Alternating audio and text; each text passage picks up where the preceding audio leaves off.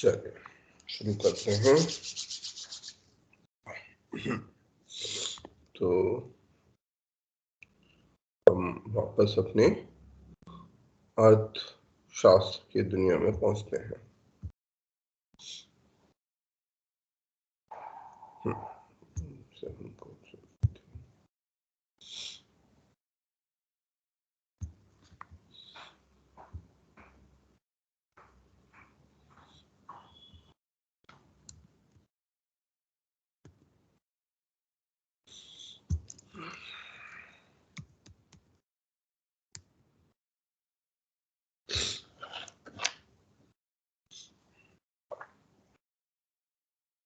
Natural resource accounting हमने ये सब टॉपिक डिस्कस कर लिए थे लास्ट टाइम। हमने डिस्कस किया था कि हमारा HDI कॉन्सेप्ट क्या होता है, व्हाट इज HDI।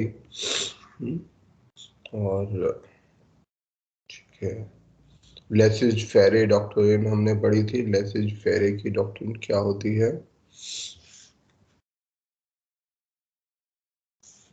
लेसिज फेरे की डॉक्ट्रिन हमें बताती है कि कैसे हमें किसी भी एक पक्ष की ओर नहीं रहना है।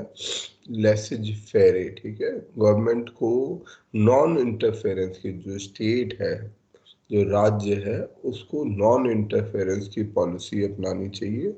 लेसिज फेरे के एडवोकेट ये कहते हैं कि आपका काम केवल स्टेट का काम केवल जो है सिस्टम पर देने का होना चाहिए, कि आप बेसिक रेगुलेशन बना दो, बेसिक पब्लिक गुड दे दो, और उसके बाद मार्केट को मार्केट के ऊपर छोड़ दिया जाना चाहिए। क्योंकि हमारी व्यवस्था में एक फ्री मार्केट के, ये सभी लोग फ्री मार्केट के एडवोकेट हैं। फ्री मार्केट ये मानता है कि हमें मार्केट को, इकोनॉमी को उसकी अपनी दशा पर, उसकी अपनी स्थिति पर छोड़ देना चाहिए। मार्केट में जो चीजें आवश्यक होंगी वो अपने आप हो जाएंगी, जो आवश्यक नहीं होंगी वो नहीं होंगी। तो ये फ्री मार्केट का कॉन्सेप्ट है। जो कब आया ये फ्री मार्केट का concept?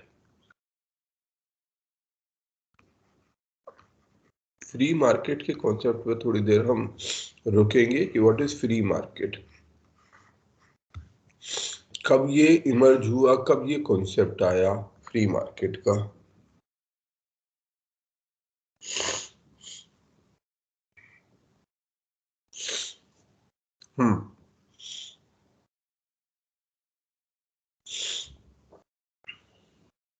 What is free market?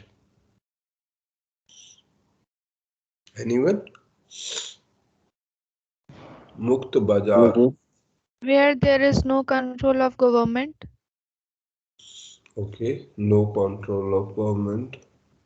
जहाँ स्वैच्छिक विनिमय और आपूर्ति और मांग के कानून सरकार के हस्तक्षेप से विनाशित प्रणाली के लिए एकमात्र आधार प्रदान करते हैं मुक्त बाजार के प्रमुख रूप से। थोड़ा सा और अगर सरल लैंग्वेज में, और आपका ऑडियो थोड़ा क्लियर नहीं है। इनका हेडफोन जो है वो खराब है। एक जन बोलिए, दो जन मत बोलिए। जहाँ स्वैच्छिक विनिमय और आपूर्ति और मांग के कानून सरकार के हस्तक्षेप के बिना आर्थिक प्रणाली के एकमात्र आधार प्रदान करते हैं सर। आपूर्ति और सर दूसरा क्या कॉन्सेप्ट बोला? डिमांड एंड सप्लाई बोला ना आपने? आपूर्ति और सर आपूर्ति और मांग के। मांग, ठीक है। मांग इज डिमांड, आपूर्ति is supply. Very good. What's your good name? आपका नाम क्या? Sir Saif Ali. Saif, okay, very good. Saif, तुम्हारी हिंदी अच्छी है भाई। Yes sir. Thank you. क्योंकि कई शब्द मैंने इकोनॉमिक्स के नोट्स आपने देखा होगा हिंदी में ट्रांसलेट नहीं है। उसका कारण ये है कि इसकी ट्रांसलेशन बड़ी भारी हो जाती है, और उसके लिए आपको, क्योंकि इकोनॉमी की अपनी वोकेबलरी है, आपको वोकेबलरी आनी चाहिए, तभी हम हिंदी में कर सकते हैं। तो बहुत अच्छी बात है कि आपकी हिंदी अच्छी है। साथ साथ सभी लोगों को मैं ये एनकरेज करूंगा कि आप लोग इंग्लिश में भी शिफ्ट होइए। वैसे तो हिंदी में चीज़ें होनी चाहिए, और हमारी व्यवस्था ऐसी नहीं है। हमें कहीं ना कहीं इंग्लिश में भी चीज़ें आनी चाहिए। और मैं आप लोगों से वापस ये रिक्वेस्ट करूंगा कि आप लोग जरूर जो है इंग्लिश पे करें। और मैंने आप लोगों को शायद पहले भी ये जिक्र किया था, दोबारा से ये जिक्र कर रहा हूँ। एक ऐप है जिसका नाम है ड्यूलिंगो।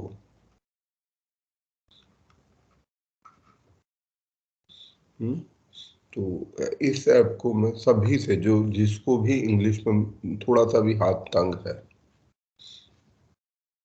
अगर आपको इंग्लिश, क्योंकि इंग्लिश आपके लिए असेंशियल है, ये मान के चलिए। बेशक आपको यूपीएससी कहीं पूछेगा नहीं, परंतु फिर भी आप ये अनरिटन वो मान के रखिए कि इंग्लिश आवश्यक है। बेशक आप पेपर भी इंग्लिश हिंदी में दे दीजिए, कोई दिक्कत नहीं है, पर इंग्लिश इज असेंशियल, ये ध्यान रखिएगा। क्योंकि इसकी वोकैबुलरी, क्योंकि सिस्टम ऐसा बन चुका है कि आपके बोर्ड के जो लोग होंगे वो भी शायद हिंदी में ना समझ पाए, उनमें से भी बोर्ड के सदस्य आपके होंगे जो हिंदी आपकी नहीं समझ पाएंगे। और एग्ज़ाम का पैटर्न तो आपको पता है, उसके ऊपर मुझे कहने की आवश्यकता नहीं है। और वैसे भी आगे सफल होने के लिए, सफलतापूर्वक नौकरी करने के लिए भी आपको इंग्लिश की आवश्यकता होगी। तो आपको आती है हिंदी, और उसके साथ साथ एक भाषा, कम से कम इंग्लिश भाषा का आप प्रयास करिए। ये ऐप है ड्यूलिंगो, और मुझे बहुत अच्छा लगा, मैंने इसे इस्तेमाल किया जर्मन भाषा सीखने के लिए, और मुझे लगा कि ये बहुत अच्छा है। और मैं चाहूँगा कि आप सारे लोग इसको इस्तेमाल करें, जिसको भी इंग्लिश की आवश्यकता है, जो भी कहीं ऐसे इलाकों से आते हैं, तो उसको ज़रूर इस्तेमाल कीजिए। आपके लिए कम से कम इंग्लिश सिखाने में ये नियमित रूप से वो करता रहता है। तो आपके पास, सभी के पास स्मार्टफोन है, तो इसका इस्तेमाल करके आप इंग्लिश भाषा सीख सकते हैं। अगर किसी को समस्या कुछ आए इसमें इस्तेमाल करने में, तो मुझसे अलग से बता सकते हैं, तो हम क्लास में भी डिस्कस कर सकते हैं कि कैसे इसको इस्तेमाल करना है। नियमित रूप से डेली 2-3 लेसन इसमें करना शुरू करिए, बहुत अच्छी चीज़ है। अच्छा, हाँ, आपने बताया हमें कि फ्री मार्केट ऐसा एक बाजार है जिसमें जो स्टेट है, ठीक है। हम जब स्टेट बोलते हैं तो क्लियर रहना चाहिए, पहले जो है सरकार शब्द का, गवर्नमेंट शब्द का इस्तेमाल कम होकर स्टेट शब्द का इस्तेमाल ज़्यादा होता था, राज्य, ठीक है। और तो इसलिए हमें जगह जगह पर ये स्टेट शब्द मिलेगा। स्टेट का मतलब यहाँ पर है सत्ता, ठीक है, राज्य नहीं है। जो जिस कॉन्टेक्स्ट में हम स्टेट को देखते हैं कि बिहार स्टेट, उत्तर प्रदेश स्टेट, ये वो स्टेट नहीं है, ये है सत्ता। स्टेट मीन सत्ता, गवर्नमेंट, ठीक है। तो यहाँ स्टेट का मतलब गवर्नमेंट होता है। और जैसा सैफ ने भी कहा कि हमारे जो नो गवर्नमेंट, नो कंट्रोल, कोई सरकार का हस्तक्षेप नहीं होना चाहिए, और बाजार को आपूर्ति और मांग के नियमों पर छोड़ दिया जाना चाहिए।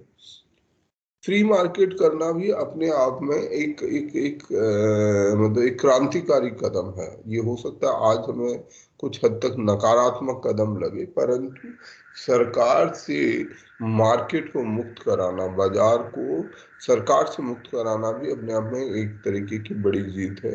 इसको हासिल किया गया है। जैसे आज हम थोड़ा सा इस पर बात कर लेते हैं, अभी हम यहाँ टॉपिक को छोड़कर, जैसा मैंने 2-3 विषयों पर कहा था कि हम एक दिन पूंजीवाद पर बात करेंगे कि पूंजीवाद क्या होता है, तो आज मुझे लगता है वो समय है, हम इस पर बात कर लेते हैं।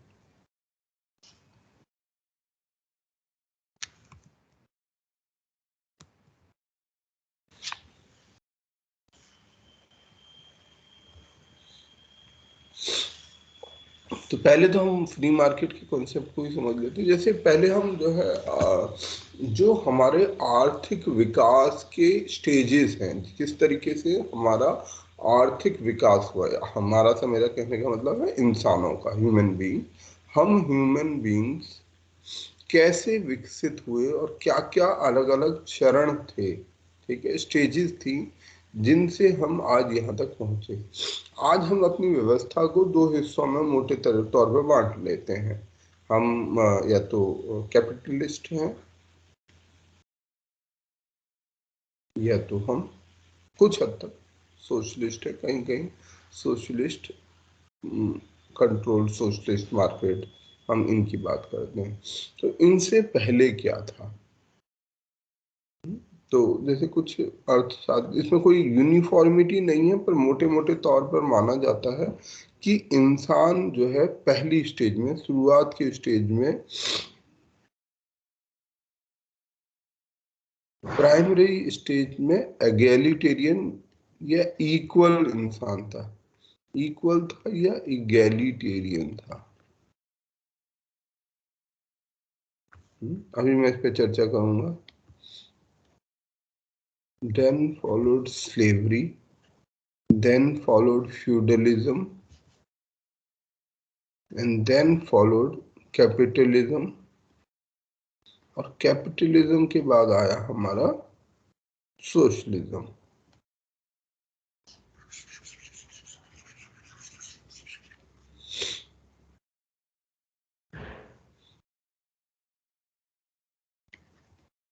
तो ये मतलब ये जिस तरीके से विकास की जो थी, और लोग मतलब कुछ इतिहासकारों का, कुछ फिलोसफर्स का ये भी कहना है कि बाद में इस सोशलिज्म से वापस हम सेकेंडरी इगैलिटेरियनिज्म या इक्वालिटी की ओर धीरे धीरे ग्रेजुअली चले जाएंगे। तो ये इंसान की जो आर्थिक विकास है उसका क्रम है, ऐसा कुछ लोग बोलते हैं, ऐसा माना जाता है, ऐसा कहते हैं साम्यवाद। तो प्राइमरी इगैलिटेरियनिज्म कब था? जब इंसान, ह्यूमन बीइंग, केव सोसाइटीज में रहते थे, ठीक है। जब इंसान ने एग्रीकल्चर नहीं सीखा था, जो केव मैन हुआ करता था, उस समय पर जो बंदर है, ठीक है, बंदर तो खैर कहना गलत शब्द होगा, जब इंसान का विकास हो रहा था और जो आज का होमोसेपियन या जैसा हम देखते हैं, इसके विकास में शुरुआती दौर में चीजें इक्वल बटी हुई थी, कोई डिस्क्रिमिनेशन उस प्रकार का नहीं था, जब तक हमारे पास कॉम्प्लेक्स व्यवस्थाएं नहीं थी, जेंडर बेस्ड डिस्क्रिमिनेशन नहीं था। जैसे हम अगर जानवरों में देखें तो हमें जेंडर बेस्ड डिस्क्रिमिनेशन नहीं दिखाई देगा वहां पर। अगर हम किसी भी एनिमल सोसाइटी में देखो, हमें ऐसा नहीं लगेगा कि महिला पुरुष मतलब मेल फीमेल में हमें डिस्क्रिमिनेशन देखने को मिलता हो। आपस में उनमें किसी भी प्रकार से, किसी भी प्रकार का रेस का डिस्क्रिमिनेशन हो सकता है, या कास्ट का डिस्क्रिमिनेशन हो सकता है, रिलीजन का डिस्क्रिमिनेशन हो सकता है। तो ऐसा कोई डिस्क्रिमिनेशन हमें इस समय पर दिखाई नहीं देता जब आदमी का विकास, होमोसेपियंस का विकास हो रहा था। जो ये परिस्थिति है, ये जो इक्वालिटी की स्टेट धीरे धीरे ये खत्म होती गई जैसे जैसे कॉम्प्लेक्स सोसाइटी बनती गई, जैसे जैसे हमारा समाज कॉम्प्लेक्स समाज बनता गया। हमारी सोसाइटी, पहले हम बहुत सिंपल ग्रुप्स में रहते थे, जब आदमी आग जला के खाना खाता था, एग्रीकल्चर भी नहीं आता था, फिर उस समय पर ये सब समस्याएं नहीं थी, डिस्क्रिमिनेशन की समस्या नहीं थी, सबके रोल डिफाइन थे, अपना अपना लोग जो है, जैसे हंटिंग पर जाना है, गैदरिंग का काम है, सबका सामूहिक काम है, सभी लोग मिलकर खाते थे, और जो भी रिसोर्स होता था उसको सब जो है, जैसे किसी भी हंटिंग किया या गैदरिंग किया, किसी जानवर को मार दिया, उसे मारा और उसको खा लिया, मिलकर खा लिया। अच्छा, ऐसे में ये भी नहीं था कि हम रिसोर्स को इकट्ठा नहीं कर सकते थे। जो हंटिंग गैदरिंग में ये संभव बहुत मुश्किल है कि हम चीज़ों को इकट्ठा करने लगे। जैसे जैसे चीज़ों को इकट्ठा करने लगते हैं तैसे तैसे समस्याएं अलग अलग तरीके की आती जाती हैं। पर धीरे धीरे जैसे जैसे एवोल्यूशन आगे बढ़ता गया, हमने आग की खोज की, घर की खोज की, फिर फाइनली हमने एग्रीकल्चर की खोज की, खेती की खोज की। खेती की खोज कब हुई थी भारत में? मतलब भारत में अर्लीस्ट एविडेंस खेती के कब मिलते हैं, क्योंकि ऐसे कहना तो बहुत मुश्किल होगा कि खोज कब हुई, पर Indus Valley Civilization. Sir 8000 years है। हाँ, 8000 ईयर्स है वो BC, ना BC, 8000 BC, 10,000 BC, 8000 BC। 8000 BC में कहाँ क्या मिलता है, कुछ बता सकते हो? ये सवाल आपको यूपीएससी में आएगा। वीट और बार्ले मिलते हैं। कहाँ पर? Very ये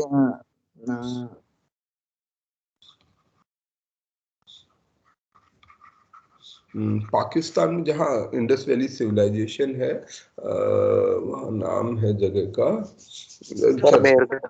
हाँ मेहरगढ़, वेरी करेक्ट, मेहरगढ़। मेहरगढ़ जहाँ पहले पाकिस्तान के अंदर ये जगह है जहाँ हमें अर्लीस्ट व्हीट एंड बार्ले के एविडेंसेस मिलते हैं कि हम गेहूं का उत्पादन कर रहे थे। मतलब गेहूं के ऐसे नहीं कि कहीं पर गेहूं मिल रहा है, गेहूं की खेती की जा रही थी। खेती करना अपने आप में एक बहुत बड़ी बात थी, और कैसे थी वो मैं थोड़ी देर में भी आपको बताता हूँ कि क्यों खेती करना एक बहुत महत्वपूर्ण चीज थी। खेती करने का क्या महत्व हो सकता है? खेती सेटलमेंट। सेटलमेंट बहुत अच्छा। तो ये हमारा जो व्हीट एंड बार्ले, जब इंसान ने, पहले इंसान क्या था, हंटिंग गैदरिंग सोसाइटी में बटा हुआ था। उसका काम था जानवर को मारना, हंटिंग करना, गैदरिंग करना, और थोड़ा बहुत एनिमल हस्बेंड्री भी शुरू हो गया था, जानवर पालना। ठीक है, गाय भैंस इस प्रकार के जानवर उसने पालना शुरू कर दिया था। इस प्रकार के जीवन के लिए, ठीक है, क्या आवश्यक है कि आदमी को जो चारागाह थे, इन जो जानवर पालते थे, वो जानवरों को खिलाने के लिए उन्हें चारा चाहिए था, घास चाहिए था। क्योंकि पहले ऐसी खेती है चारा या भूसा इस तरह से नहीं होगा। तो वो क्या करते थे, वो ग्रुप्स बना के घूमते रहते थे, घुमंतु जीवन करते थे। ठीक है, जो सोसाइटी थी वो घुमंतु सोसाइटी थी। जैसे अभी तक भी कुछ कुछ जगह पर हमें इस तरीके के लोग मिलते हैं। अभी भी कई ट्राइब्स अब ज़्यादातर खत्म हो गई हैं, परंतु फिर भी कुछ ट्राइब्स हैं जो अभी भी घुमंतु जीवन जीती हैं, वो सेटल नहीं होती हैं। वो अपने जानवरों का ग्रुप लेते हैं। अगर पहाड़ों की तरफ आप जाएंगे तो वहां पर आपको कुछ लोग ऐसे मिल जाएंगे जो ये नोमैड्स बोलते हैं उसको। हाँ, नोमैडिक जीवन जीते हैं। तो नोमैडिक जीवन जीते हैं और घुमंतु जीवन जीते हैं। परंतु जब हमने व्हीट एंड बार्ले की खेती करना शुरू कर दिया, जब हमने इंसान ने एग्रीकल्चर शुरू किया, तो उसके बाद ये संभव नहीं था, क्योंकि अब उसे, उसके पास एक गेहूं, एक खेत है, एक जगह है, एक प्लॉट है, जिसे उसने मेहनत से खेती के लायक तैयार किया है। और वहां पर उसने कुछ अपना गेहूं, जो भी जो शुरुआत में जैसे गेहूं बार्ले बो रहा था, तो वो यहाँ पर उसे बो रहा था। अब इस बुवाई के बाद उसको वेट करना था, तब जब तक कि वो वहां से पैदा ना हो। तो धीरे धीरे उसे इसके लिए वेट करना था। तो इसी ऐसे कई सारे प्लॉट बन गए। इन प्लॉट्स के ये सबके अपने अपने खेत हो गए, यहाँ बीच में छोटा सा गांव हो गया, सबके ने अपने अपने घर बना लिए। सबका, ये आदमी जाता था यहाँ, ये जाता था यहाँ, ये हर एक के अपने अपने प्लॉट्स थे, जिसमें ये लोग धीरे धीरे जाकर अपनी खेती करते थे। और इसी से गांव का जन्म हुआ। जो हमारे गांव पैदा हुए, जो सेटलमेंट शुरू हुआ, वो यहीं से शुरू हुआ जब इंसान ने वीट बार्ले को पैदा करना शुरू कर दिया। अब ये जो गेहूं पैदा हो रहा है, इसको वो पैदा कर लेता था। अब इसे जिस तरीके से ये पहले भटक भटक के जीवन जीने की जरूरत थी, वो खत्म हो गई, क्योंकि उसमें ज्यादा रिस्क इन्वॉल्व था। ये ज्यादा सेटल्ड और सिक्योर लाइफ थी। आप, क्योंकि जंगल में घूमना है, जंगली जानवर उस तरह तब में बहुत तरह तरह के थे, तो अपने आप में जीवन बहुत मुश्किल था। परंतु अब सेटलमेंट से जीवन कहीं ज्यादा सरल हो गया इंसान के लिए। तो आप लगभग अंदाजा लगा सकते हैं कि 10,000 BC के आसपास, मतलब आज से 10,000 साल पहले लगभग इंसान ने सेटल होना, हमें एविडेंस 8,000 BC के मिले हैं, परंतु हम आसपास मान सकते हैं कि इस समय कभी जो है इंसान ने इस प्रकार के गांव बनाने शुरू कर दिए होंगे और नोमैडिक जीवन जीना छोड़ दिया होगा, और ये नोमैडिक जीवन से बहुत बेहतर रहा होगा। अब जब आदमी ने एग्रीकल्चर शुरू हुआ, जब यहाँ पर एग्रीकल्चर की शुरुआत हुई, कृषि की शुरुआत हुई, तो कृषि से क्या मिलेगा हमें? कृषि से हमें मिलेगा सरप्लस। सरप्लस। ठीक है, सरप्लस, एक्स्ट्रा। ठीक है, जरूरत से ज्यादा। क्योंकि खेत है, एक खेत में अगर कोई आदमी बुवाई करता है, मान लीजिए 2 बीघे का भी जमीन है, उसका 5 आदमी का परिवार है, तो 2 बीघे का खेत, या उस समय शायद जमीन की कोई सीमा भी नहीं रही होगी कि कितना भी करे, सारी जमीन पड़ी हुई है, खुली हुई, तो उसमें जो पैदावार आदमी कर लेगा, पता चलेगा कि 50 क्विंटल उसने गेहूं उगा लिया। अब साल भर में एक 5 आदमी का परिवार शायद 5 बोरा या 10 बोरा गेहूं खा जाएगा, पैदा हो गया 50 बोरा गेहूं। अब ये 10-40 बोरा गेहूं का क्या किया जाए? तो जो 40 बोरा गेहूं था, या लेट से 20 भी रख लेते हैं, उस समय शायद प्रोडक्टिविटी इतनी ना रही हो, तो 20 बोरा गेहूं उत्पादन हुआ। उसकी जरूरत मैक्सिमम वो साल भर में 10 बोरे से ज्यादा नहीं वो कर पाएगा, 10 बोरा उसके लिए एक्स्ट्रा है, सरप्लस है। तो सरप्लस क्या, पैदावार होना शुरू हो गया। इसके अलावा, सरप्लस के अलावा यहाँ पे एक और एडवांटेज हो गया कि अब चीजें, things can be stored also, storage भी शुरू हो गया। पहले जहां हम फूड को स्टोर नहीं कर सकते थे, अब हम फूड को स्टोर कर सकते हैं। जब सरप्लस पैदा हुआ और फूड को स्टोर किया जाने की कैपेबिलिटी पैदा हो गई, तो यहाँ पर एक कॉम्प्लेक्स सिस्टम पैदा होना शुरू हुआ, जिसके अंदर हमारा राजा, मतलब राजा तो नहीं उस समय पर, मतलब उस विलेज का हेड, मतलब अब हमें एक, क्योंकि जैसे जैसे ये सेटलमेंट अब बड़ा हो रहा था, तैसे तैसे इस सेटलमेंट में कई सारे एडमिनिस्ट्रेटिव इश्यूज थे, कि भाई कहाँ क्या होना चाहिए, कौन क्या काम करेगा, क्योंकि अब वर्क डिवीजन शुरू हो गया। पहले वर्क डिवीजन ऐसा क्लियर कट कोई वर्क डिवीजन नहीं था, अब काम का विभाजन होना शुरू हो गया, काम बंटने लग गया कि कौन क्या काम करेगा।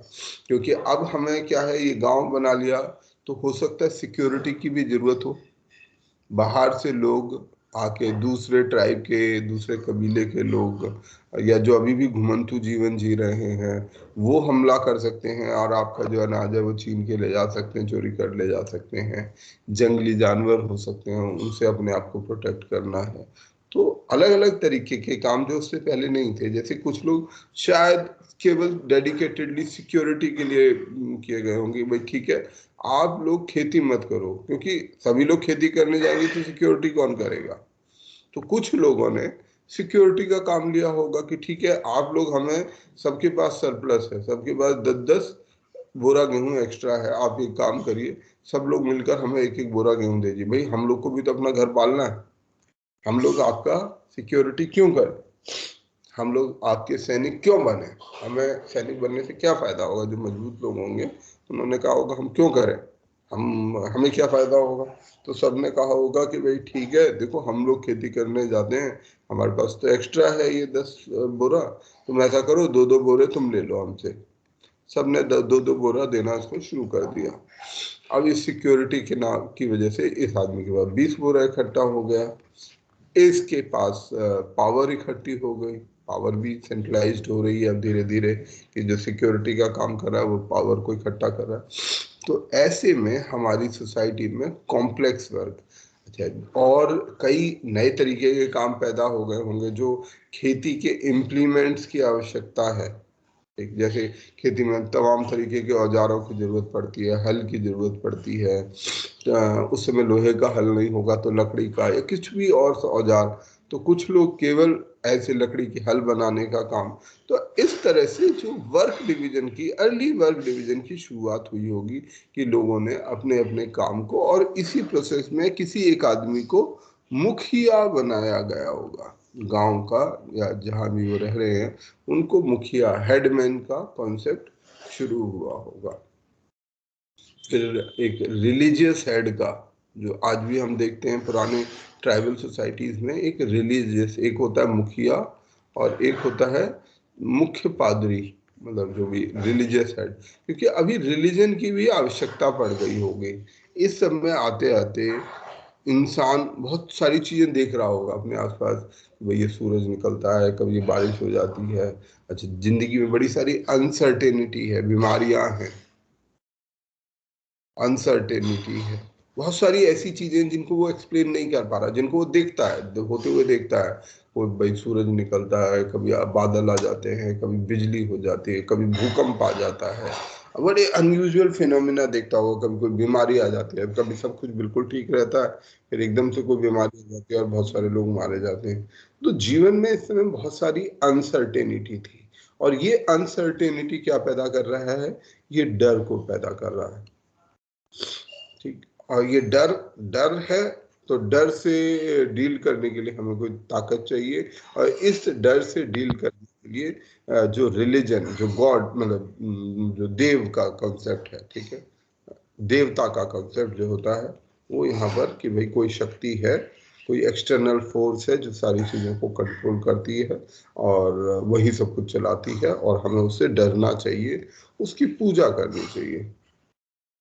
और ये जो हेडमैन है और ये रिलीजियस हेड जो है, ये हो सकता है दोनों एक ही आदमी हो, ये हो सकता है अलग अलग आदमी हो सकता है एक ही फैमिली के, क्योंकि रिलीजन, वो ये हेडमैन यूटिलिटी बेस्ड है, रिलीजन उसकी मेंटल रिक्वायरमेंट है, जो लोगों की जरूरत है तो उसकी रिक्वायरमेंट है। ये हमारा राजा वाले काम कर रहा है, ये हमारे धार्मिक पुजारी वाले काम कर रहा है। तो बहुत बार अगर आपने कुछ मूवीज वगैरह भी देखी होंगी, या ट्राइबल सोसाइटीज में बहुत बार हेडमैन और जो रिलीजियस हेड, कभी कभी फीमेल रिलीजियस हेड भी होती थी, और ये पति पत्नी भी होते थे, एक ही घर के सदस्य भी होते थे।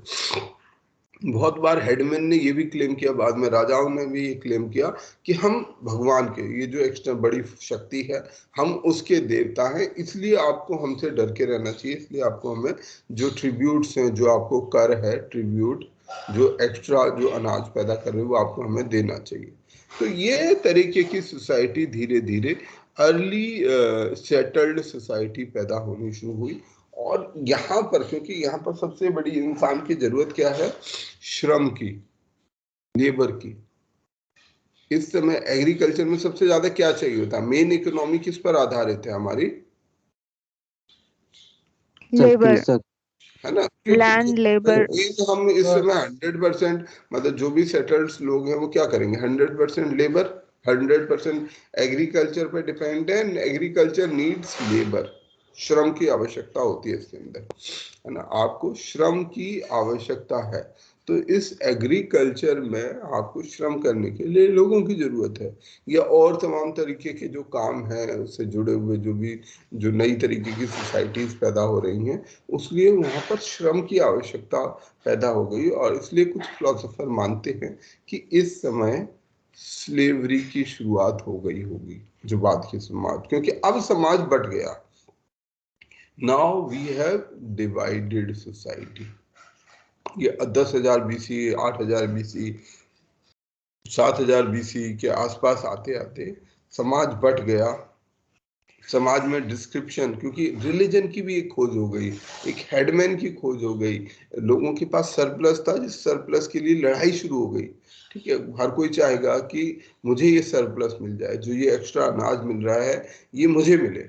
ठीक है, तो ये लड़ाई शुरू हो गई, और ऐसे में समाज में काम का विभाजन हो गया कि काम, कोई आदमी हेडमैन बनता है, कोई आदमी टीचर बनता है, कोई रिलीजियस हेड बनता है, कोई डॉक्टर बनता है, बाकी लोग मजदूर बनते हैं, किसी के पास कोई भी साधन नहीं है वो मजदूर है, कि बहुत सारे लोग किसान का काम कर रहे हैं, कुछ लोग कुम्हार का काम कर रहे हैं, घड़े वगैरह, जो बर्तन चाहिए, क्योंकि अभी बर्तनों की आवश्यकता हो गई तो कुम्हार का काम इम्पोर्टेंट हो गया होगा। कोई व्हील बनाने वाला, क्योंकि पहिए की खोज हो चुकी थी, तो व्हील बनाने वाला आदमी, चमड़े का काम करने वाला आदमी, चर्मकार पैदा हो गया। तो ऐसे बहुत सारे लोग सोसाइटी में, बड़े सारे अलग अलग तरीके के लोग शुरू हो गए होंगे, और स्लेवरी एक बहुत बड़ी आवश्यकता हो चुकी होगी। और इसी समय में ये, मतलब यहाँ से हम लोग ये देख सकते हैं कि राजा का जन्म जैसे हुआ होगा। और अर्ली सोसाइटी में अगर हम इसकी भी बात करें, अपने इंडस वैली सिविलाइजेशन की भी बात करते हैं, इंडस वैली सिविलाइजेशन में एक खास पैटर्न मिलता है नगर व्यवस्था का, टाउन प्लानिंग का, upper town and lower town. Sir citadel भी बोलते थे अपर टाउन को। बिल्कुल, सिटाडेल बोलते थे। सिटाडेल मतलब किला। ठीक है, किला, सिटाडेल का मतलब होता है किला। तो जो अपर टाउन में कौन रहेगा, सिटाडेल में कौन रहेगा? Uppermost section of the society. Ruling society, ruling section. Ruling class. और लोअर सोसाइटी में वर्किंग क्लास। तो ये जो अपर टाउन और लोअर टाउन ये यहाँ पर हमें मिलने शुरू हो गए थे, क्योंकि जो भी गांव की बेस्ट जमीन है उस समय बाढ़ वगैरह का भी खतरा रहा होगा, फ्लड्स का। हर साल फ्लड, जब नदी पे बाढ़ आएगी तो पानी भर जाएगा। आज भी हम देखते हैं जो ऊपर का हिस्सा होता है वहां पर गांव का जो भी पावरफुल लोग होते हैं वो वहां पर रहते हैं।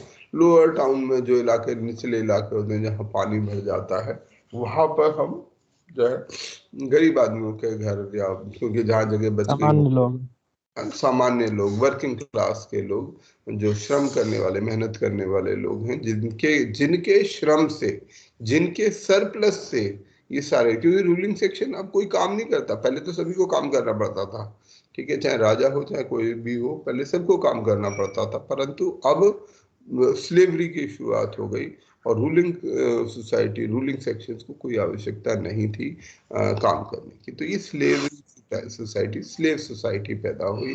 इसके बाद हमारे दुनिया में फ्यूडलिस्टिक सोसाइटी, फ्यूडल सोसाइटी, सामंतवादी शासन जो है पैदा हुआ।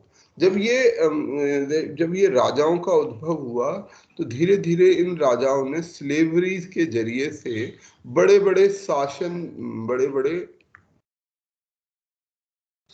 राज्य, स्टेट, हर जगह हम देखेंगे अलेक्जेंडर से लेके इधर अशोका, या बहुत सारे बड़े बड़े साम्राज्य स्थापित होने शुरू हो गए। उन साम्राज्यों में स्लेवरी का बड़ा योगदान रहा होगा, ठीक है, क्योंकि स्लेव है, उनके पास बहुत सारे लोग हैं जिनको वो इस्तेमाल कर सकते हैं, जिनको वो जो ऑर्डर करेंगे उन्हें वही करना होगा अगर वो अपना जीवन बचाना चाहते हैं। तो जो स्लेवरी है, स्लेवरी के रोमन सोसाइटी में हम देख सकते हैं कि बहुत बड़े बड़े ऐसे साम्राज्य पैदा हो रहे थे, बहुत बड़े बड़े ऐसे शासन पैदा हो रहे थे। इन जो शासन हैं, इन शासनों को, बड़े बड़े साम्राज्यों को अपने आप को चलाने के लिए लोकल लेवल पे, अब अशोका के पॉइंट ऑफ व्यू से देखें, हमारे देश में हम लोग, कुछ लोग स्टूडेंट्स बिहार से हैं और वहां से एक महान राजा आते हैं जिनका नाम है सम्राट अशोक। सम्राट अशोक ने अपने समय में बहुत बड़ा साम्राज्य स्थापित किया। ये मौर्य परिवार के थे, चंद्रगुप्त मौर्य, और इनसे पहले थे, क्या नाम था उनका, जिन्होंने अलेक्जेंडर को, जिनके डर के कारण अलेक्जेंडर जो है यहाँ सिकंदर भारत आ, मौर्य, चंद्रगुप्त मौर्य से पहले जो वो थे 330 के आसपास, धनानंद, धनानंद, धनानंद। कौन सा परिवार था इनका, धनानंद का? सर मगध। कौन सा परिवार? नहीं, मगध के थे, मगध में मौर्य नंद डायनेस्टी, नंद डायनेस्टी, ठीक है। ये नंद डायनेस्टी थी, जिससे, क्योंकि जो अलेक्जेंडर भारत में करीब 332 बीसी के करीब आया था, और जो चंद्रगुप्त मौर्य थे वो 326 बीसी में शायद इनका एम्पायर, 321 या 26 बीसी में इनका एम्पायर एस्टेब्लिश हुआ था। तो इनसे पहले थे नंद साम्राज्य, नंद वंश होता था, और ये नंद वंश के धनानंद थे, जिनके कारण, जिनका एम्पायर इतना बड़ा था और उनकी बहुत ज्यादा बड़ी सेना थी। तो ये कहा गया कि अलेक्जेंडर के को भी पता चला कि भाई यहाँ पर एक बहुत बड़ा, मगध में एक बहुत बड़ा राजा रहता है, तो it's better to avoid confrontation with him, इसलिए वो वहां से यू टर्न लेके चला गया था, रावी नदी के तट तक पहुंचकर, वहां से, रावी नदी पंजाब में है तो पाकिस्तान में, तो वहां तक आकर वहां से वापस लौट गया। तो ये मतलब उस समय पर हम पूरी दुनिया में भी देखें तो बड़े बड़े एम्पायर पैदा होने शुरू हो गए थे। इन बड़े बड़े एम्पायरों ने छोटे छोटे लीडर्स, गवर्नर्स बनाने शुरू किए, local chieftains, local governor, local leaders. और जब जो ये बड़े बड़े साम्राज्य के जो राजा थे वो कमजोर पड़ जाते थे या कमजोर होने लगे, तो ये गवर्नर्स ने अपनी अथॉरिटी स्थापित करनी शुरू की, और ये धीरे धीरे करके सामंत कहलाए। मतलब इन्होंने अपने क्षेत्र में, इनका बहुत बड़ा क्षेत्र नहीं है सामंत का, पर उस क्षेत्र में इन्होंने अपना एक सामंती शासन स्थापित किया, फ्यूडलिज्म का संबंध स्थापित किया अपना। ये विशेष रूप से भारत में कम इम्पोर्टेंट है फ्यूडलिज्म, परंतु ये हमारे यूरोप के इसमें बहुत इम्पोर्टेंट है कि यूरोप में इस समय पर फ्यूड और सर्फ, ठीक है, सर्फ जो लोग सर्वडम की शुरुआत हो गई थी। सर्वडम स्लेवरी का एक अन्य रूप है, एक अलग तरीके का रूप है। सर्फ ऐसे किसान हैं जैसे भारत में बंधुआ मजदूर टाइप का किसान, बंधुआ मजदूर भी नहीं से कह सकते एक्चुअली, ये जमीन से बंधा हुआ होता था। सर्फ जो था ये अपने जमीन से बंधा हुआ होता था, और जो इसका सामंत होता था ये उसको इसकी सेवा करनी होती थी। सर्फ को अपने जमीन पर पैदावार करना है, काम करना है, और उसको पैदा करके फिर अपने जो भी लोकल सामंत होता था उसको देना होता था। और ये फ्यूडलिज्म की बात थी यहाँ से, क्योंकि इसको समझना इम्पोर्टेंट है, क्योंकि यहीं से हमें ये फ्री मार्केट की कहानी समझ आएगी। तो सामंती सिस्टम में जो फ्यूडलिस्टिक सिस्टम था, फ्यूडलिस्टिक सिस्टम में चीजें बहुत पुरातन पंथी थी, मॉडर्न आइडियाज नहीं थे। और जो फ्यूड था, जो सर्फ था, वो अपनी जमीन से बंधा हुआ था इस अपने फ्यूडल लॉर्ड की सेवा करने के लिए। तो वो जनरेशन टू जनरेशन, पीढ़ियां दर पीढ़ियां यही काम करता रहता था कि वो अपने मालिक की बेगार बोल सकते है। बेगार नहीं, बेगार क्या थी, ऑकेजनल लेबर थी। बेगार थोड़ा सा डिफरेंट, इंडिया में उस तरीके एग्जैक्ट पैरेलल नहीं मिलता। जैसे कास्ट सिस्टम को, जाति सिस्टम को हम एक बहुत बड़े स्तर पे ऐसे देख सकते हैं, परंतु सर्फ का इक्वल, उस तरीके का इक्वल हमें नहीं मिलता है इंडिया में। यहाँ दूसरे तरीके की चीजें मिलती हैं रादर, क्योंकि जो इतिहास का अध्ययन है या इकोनॉमिक्स का अध्ययन है, ज्यादातर अध्ययन हम ये कह सकते हैं हम बोरोड पढ़ाई कर रहे हैं। जितना भी हम पढ़ाई कर रहे हैं इनमें से कोई भी पढ़ाई ओरिजिनल नहीं है। हम ये सारे आइडियाज उनसे ही लेते हैं, तो वो अपने कॉन्टेक्स्ट में ही चीजें पढ़ते हैं।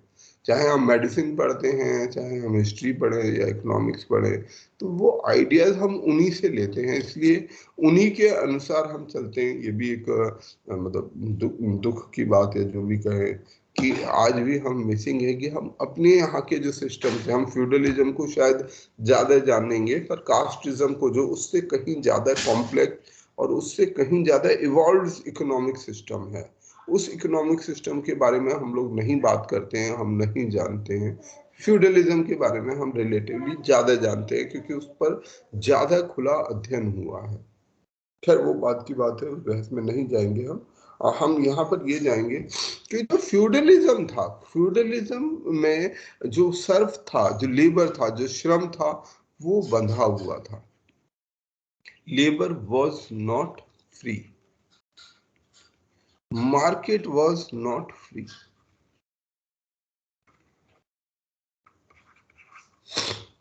ठीक है, तो यहाँ पर श्रम और जो बाजार था, ये दोनों ही फ्री नहीं थे। और यहीं से ये शुरुआत हुई जब यूरोप में रेनेसां, इस तरीके के यूरोप में बदलाव आ रहा था, एक मध्यम वर्ग की शुरुआत होने लगी। एक ऐसा तबका जो थोड़ी बहुत अकल रखता था, राजा, जो एरिस्टोक्रेटिक क्लास है, और मध्यम वर्ग इसके बीच में, और सर्फ्स के बीच में। सर्फ्स को ज्यादा कुछ मौका नहीं था पढ़ाई लिखाई करने का। एरिस्टोक्रेट वर्ग था, राजशाही जो थी, उसको कोई कारण नहीं था कि वो इन सब चीजों को समझे, इनमें पढ़े।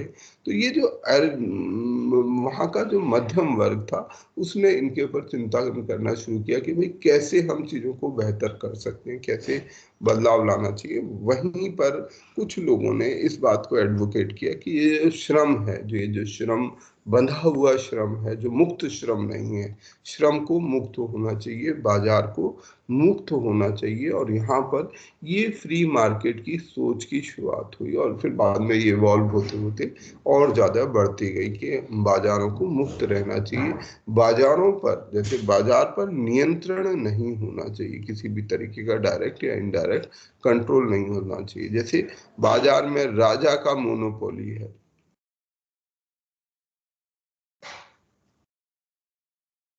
किसी कंपनी की मोनोपोली है, राजा की मोनोपोली का कोई उदाहरण बता सकते हो आप बाजार के ऊपर,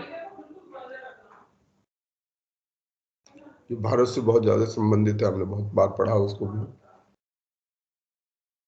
ऐसी कौन सी मोनोपोली आप जानते हैं? East India company. East India company was an example of मतलब ग्लोबल मोनोपोली। एक बहुत बड़े मतलब देशों को, पूरे क्षेत्र को, कि ईस्टर्न साइड में इंडिया के तरफ का और जो साउथ ईस्ट मतलब एशिया है, पूरी एशियन उसको की अपॉर्चुनिटी दे दी गई एक कंपनी को कि भाई वहाँ का सारा व्यापार आप ही करेंगे। इवन ब्रिटेन की कोई और कंपनी वहाँ पर नहीं आ सकती। तो ये मोनोपोली का एक उदाहरण था। और ये चार्टर एक्ट जो पढ़ते हैं 1600 का charter act, what is that charter act? हमने पढ़ा था ना चार्टर एक्ट, उम्मीद है सभी को याद होगा। सर कंपनी का था ये चार्टर एक्ट। हाँ, कंपनी को ये चार्टर दिया गया था, ये अधिकार दिया गया था, अधिकार पत्र है अगर हिंदी में इसको बोले, कि एक अधिकार पत्र है, ज्ञापन पत्र है जो राजा ने, रानी ने इश्यू किया कि भाई आप ये जो ईस्ट इंडिया कंपनी है, केवल इसी कंपनी के पास ये अधिकार होगा कि ये पूरब की ओर जाए, ईस्ट की ओर जाए, और वहां पर वहां का जो भी व्यापार होगा वो व्यापार करने का, किसी भी प्रकार का इंपोर्ट एक्सपोर्ट करने का अधिकार केवल और केवल इस कंपनी ईस्ट इंडिया कंपनी को होगा। तो ये एक फ्री मार्केट के ऊपर किस प्रकार का राजा का कंट्रोल था उसकी कहानी है। अब जो फ्री मार्केट के एडवोकेट्स हैं उनका कहना ये है कि हमें मार्केट में स्टेट को, अगर स्टेट चाहता है कि हमारा ये जो पाई है, इकोनॉमी में हम करना क्या चाहते हैं, अर्थशास्त्र में हम करना क्या चाहते हैं, हम विकास की अवधारणा कैसे देखते हैं, कि हमें ये पाई है, ये जो हमारा पाई है, ये जो हमारा रोटी है, ठीक है, इसके साइज को बढ़ाएं, मैक्सिमाइज करें। जितना ज्यादा पाई का साइज बड़ा होगा उतना ज्यादा लोगों को पास रिसोर्स होंगे। मैक्सिमाइज करना, मैक्सिमाइजिंग द पाई, यही हमारा उद्देश्य है। जीडीपी बढ़ाने का जो कहानी हम कहते रहते हैं, व्हाट इज जीडीपी बढ़ाने की कहानी? इट्स मैक्सिमाइजिंग द पाई, कि भाई हमें ये जो पाई है, ये जो आज हमारे पास खाने के लिए पाई है, आप लोग ढूंढ लीजिएगा पाई, वैसे पाई फेमस है शायद वहाँ पर, पाई एक विशेषता है, तो इसे डेजर्ट के तौर पर खाया जाता है। तो ये डेजर्ट अगर सबको मिलना है तो ये तब मिल सकता है जब जितना बड़ा पाई होगा, अगर पाई का साइज होगा तो सबको कुछ ना कुछ जरूर मिल जाएगा। ये हमारी इकोनॉमी के, आज की इकोनॉमी की जो फ्री मार्केट इकोनॉमी है उसकी समझ है, वो ये कहती है। तो यहाँ पर ये कहा गया कि यदि हम ये चाहते हैं कि इस पाई का साइज बड़ा हो, अगर मोनोपोली का सबसे बड़ा प्रॉब्लम क्या है? मोनोपोली क्या करेगा? मोनोपोली में एक का ही कंट्रोल है, उससे क्या नुकसान है? फ्री मार्केट नहीं हो पाएगा। फ्री मार्केट नहीं होगा तो उससे क्या नुकसान है? ना हो तब मतलब मुझे पाई के सेंस में बताइए ना, मेरे पाई पर क्या फर्क पड़ेगा? अच्छा चलो मैं इसको छोड़ता हूँ, चल शायद हमारा बाहर का एग्जाम्पल लेने में, सिंपल उदाहरण देता हूँ जेंडर का या कास्ट का, जो भी अपनी जिसको जरूरत समझे। अगर हम ये कहें कि केवल महिलाओं को, मेल्स को, पुरुषों को ही इकोनॉमी में भाग लेने का अधिकार है, हमने एक पॉलिसी बना दी, एक मोनोपोली बना दी कि only mail will participate in, हम परफेक्ट वर्ड में रह रहे हैं जिसमें हम ये निर्धारित कर सकते हैं ये काम करेगा ये नहीं करेगा। हमने कहा कि केवल मेल ही, पुरुष ही इकोनॉमी में भाग लेंगे, तो हमारी पाई का क्या होगा? डिक्रीज हो जाएगी, सर 5 से 50% ही रह जाएगी। पाई 50% गिर जाएगा। अगर मान लीजिए सभी लोग एक आदमी के अंदर में 10,000 रुपए कमाने की क्षमता है, हमारे देश में 100 लोग हैं, 50 पुरुष 50 महिलाएं, ठीक है। हमने कह दिया कि नहीं नहीं नहीं भाई, महिलाओं को काम नहीं करना है, उन्हें घर में ही सेवा करनी है, तो हम क्या करेंगे? 10,000, अब ये 10,000 50 पुरुष 10,000 रुपए में से तो ज्यादा कमा नहीं पाएंगे, हर एक आदमी की एक सीमा होगी, तो ये कितना करेंगे? इनकी पाई 5 लाख रुपए बराबर ही हो पाएगी। परंतु तो ये एक मोनोपोली है। मोनोपोली क्या कर रही है? फ्रीडम ऑफ लेबर को, इनको, ये महिलाएं श्रम करना चाहती हैं, काम करना चाहती हैं, पर आपने उनको कह दिया कि नहीं नहीं पढ़ाई नहीं करनी है, महिलाओं को पढ़ाई नहीं करनी चाहिए, महिलाओं को घर के काम ही करने चाहिए। अगर कोई महिला पढ़ने की वेद पढ़ेगी या कुछ पढ़ेगी तो उसकी जीभ काट ली जाए, उसके कान में शीशा डाल दिया जाए, लाना फलाना कर दिया जाए, उसे घर से ना निकलने दिया जाए। अगर वो घर से बाहर निकले तो बुरे चरित्र की महिला है, अगर वो कहीं आती जाती है तो अच्छे चरित्र की महिला नहीं होती है। और तमाम चीजें, अगर कोई निकले लड़की तो उसे रात के 7-8 बजे के बाद उसे तंग करो, उसको परेशान करो, उसको टीज करो, ज्यादा हो तो रेप कर दो और कभी कभी मर्डर भी कर दो। तो ऐसी स्थिति में क्या है, समाज एक प्रकार की मोनोपोली चाहता है, पुरुष समाज एक प्रकार की, मतलब ये जो हिंसा है, महिलाओं के प्रति हिंसा जो है, इसका एक आर्थिक पक्ष भी है। आप इससे सहमत हैं? अगर मैं कहूं कि महिलाओं के प्रति जो हिंसा है उसका आर्थिक पक्ष है।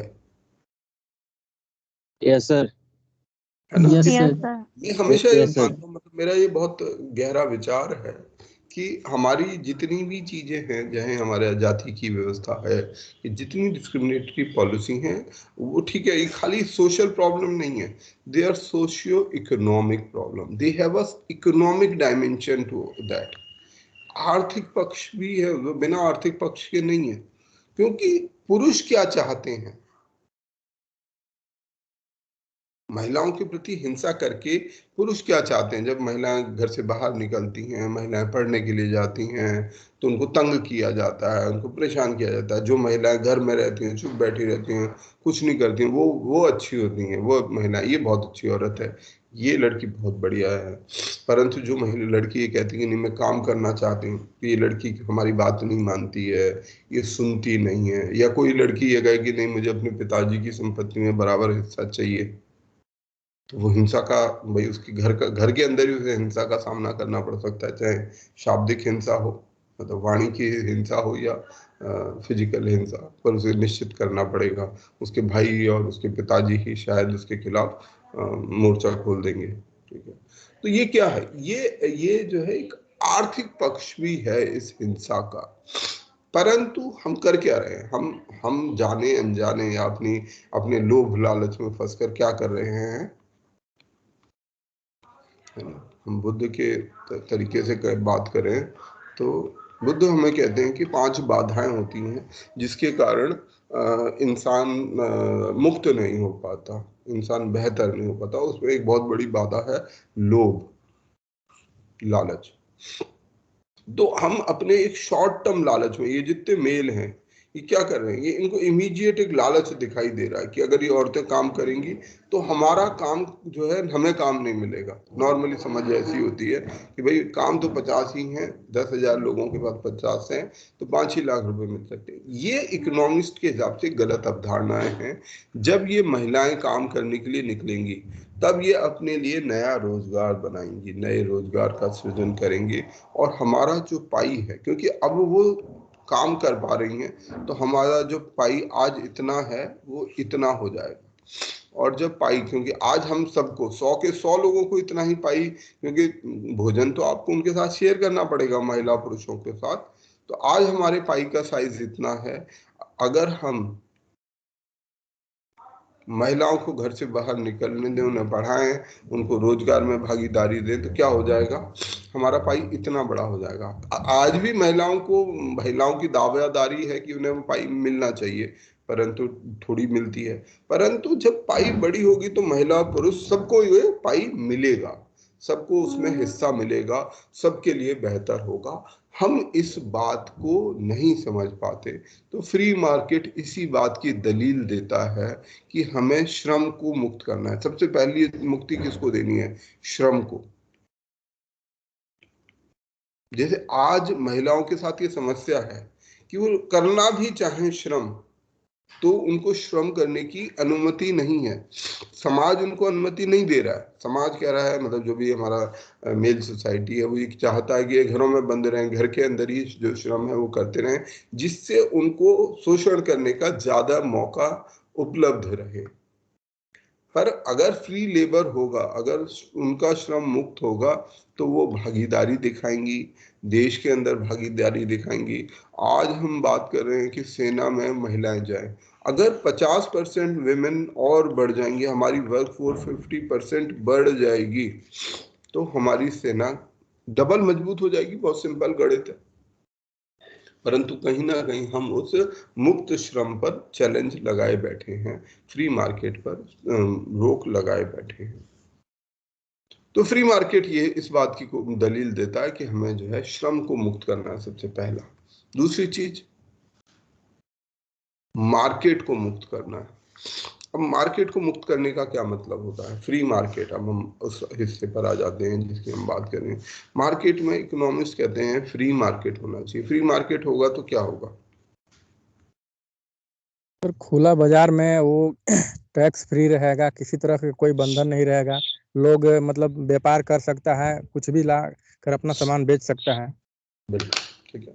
फ्री मार्केट के जो दलील है, जो काफी हद तक जायज भी है। हम लोग अपने अपने तरीके से चीजों को कंट्रोल करना चाहते हैं, घटाना बढ़ाना चाहते हैं, परंतु मार्केट केवल एक ही चीज से काम करता है, वो है डिमांड एंड सप्लाई। जैसा इन्होंने कहा कि मार्केट कुछ बेसिक बुनियादी नियमों पर काम करेगा, वो है डिमांड एंड सप्लाई। मांग और आपूर्ति के नियमों पर ये काम करेगा। मांग और आपूर्ति के नियम क्या कहते हैं भाई, जितनी चीज का उत्पादन, मान लीजिए आलू का उदाहरण लेके चलते हैं, हम लोग अपने आसपास आलू देखते हैं बहुत सारा। अब किसी कारण से आलू कितना उत्पादन होना चाहिए, आलू का उत्पादन कितना होना चाहिए कि हमें उसका रेट भी ठीक मिल जाए, ना आलू ज्यादा उत्पादन हो ना आलू कम उत्पादन हो, आलू बराबर उत्पादन होना चाहिए, जितनी आवश्यकता है उसके अनुसार उत्पादन होना चाहिए, जितना उसका रेट हो। क्योंकि लोग उसको एक वैल्यू देना चाहते हैं कि भाई आलू हमारे लिए उपयोगी है, हम आलू के लिए इतने पैसे देने को तैयार हैं। ठीक है, ये यही तो होता है ना, कि हम आलू के लिए अपनी कुछ पैसा देने के लिए चाहते हैं, कि हम भाई कुछ पैसा देना चाहते हैं, कुछ वैल्यू देना चाहते हैं, एक्सचेंज वैल्यू देना चाहते हैं। एक्सचेंज वैल्यू के तौर पर हम कहते हैं भैया हम 20 रुपए देंगे आपको, एक्सचेंज वैल्यू के तौर पर 20 रुपए आप हमसे ले लेना, 1 किलो आलू दे देना। परंतु ये किस पर निर्भर करेगा, डिमांड एंड सप्लाई पर। एक पहला उदाहरण लेते हैं कि किसी कारण से या सप्लाई का उदाहरण लेते हैं, सप्लाई इजी है तो सप्लाई का उदाहरण लेते हैं कि किसी कारण से आलू का सब लोगों ने उत्पादन सोचा कि भाई उत्पादन, मान लो उत्पादन घट गया किसी कारण से, इस साल बारिश बहुत हो गई है और आलू सड़ गया। नॉर्मली आलू मान लीजिए 1 लाख किलो आलू उत्पादित होता था पूरे साल भर में, ठीक है, और 20 रुपए किलो बिकता था। किसी कारण से आलू का उत्पादन, सप्लाई किसी कारण से कम हो गई, आलू सड़ गया, 50,00,000 किलो ही आलू उत्पादन हो सका। अब क्या हो जाएगा इस उत्पादन से, सप्लाई हमारी कम हो गई, शॉर्ट सप्लाई हो रही है आलू की, तो आलू के प्राइस पर क्या असर पड़ेगा, इन्फ्लेशन इंक्रीज हो जाएगा। बताइए 40 रुपए किलो या शायद 50 रुपए किलो भी हो जाए, क्योंकि कई और फोर्सेस भी काम करती हैं। पर क्योंकि डिमांड बढ़ जाएगी, अब लोग तो 1 लाख किलो आलू खाने के आदी हैं, कुल मांग 1 लाख किलो की है। आलू जब सही 1 लाख किलो आ रहा था तो 20 रुपए किलो उसकी एक्सचेंज वैल्यू, लोगों को लगता था कि भाई आलू हमारी बड़ी आवश्यकता है तो हम 20 रुपए देने को तैयार हैं। आलू का उत्पादन किसी साल 50,000 किलो रह गया तो आलू का प्राइस 50 रुपया किलो हो जाएगा। दूसरा उदाहरण लेते हैं, आलू का उत्पादन किसी साल, क्योंकि इस साल 50 रुपए किलो हुआ था, आलू का रेट बहुत अच्छा मिला था, सभी किसानों ने सोचा कि भैया आलू, हम भी आलू बोएंगे इस बार। आलू का उत्पादन बढ़ गया। जब आलू का उत्पादन बढ़ जाएगा तो क्या होगा, हमारा जो आलू की कीमत हमें क्या मिलेगी अब, क्योंकि 1.5 लाख किलो, घट जाएगी। 50,000 किलो आलू एक्स्ट्रा घूम रहा है तो उसकी कीमत घट जाएगी। लोग उसको 10 रुपए किलो और कभी कभी उससे भी कम देना चाहेंगे, मैं उस वाले डिस्कशन में अभी नहीं जाऊंगा, पर यहाँ 10 रुपए किलो देना चाहेंगे। तो आलू की कीमत किस वेरिएबल पर डिपेंड कर रही है, सप्लाई। इसका उल्टा भी हो सकता है, मान लीजिए, है ना, जैसे सप्लाई घटी या बढ़ी उससे आलू का कीमत बढ़ गया। या दूसरा एक चीज और लेते हैं कि इसको कांस्टेंट रखते हैं,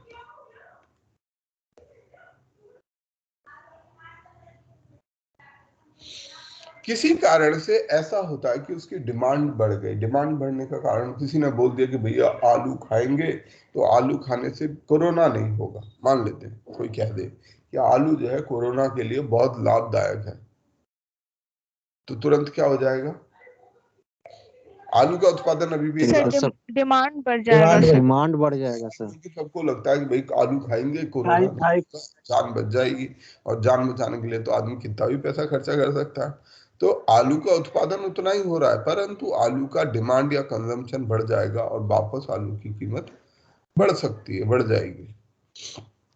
तो इस चीज को बोलते हैं हम सप्लाई ड्रिवन प्राइसेस।